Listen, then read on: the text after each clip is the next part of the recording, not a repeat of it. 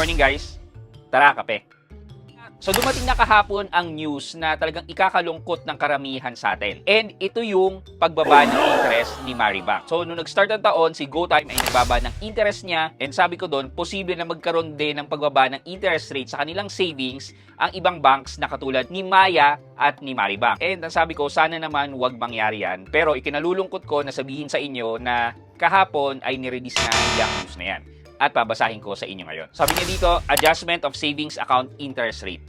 Starting January 15, 2026, please be informed that savings account balances in Maribank, formerly Cbank, that are above 1 million pesos will now earn 3.75% per annum interest rate. Amounts up to 1 million pesos will earn 3.25% per annum interest rate. Withholding tax applies. Yeah, so basically, yan lang yung pinadalang news or update about Maribank without any reason.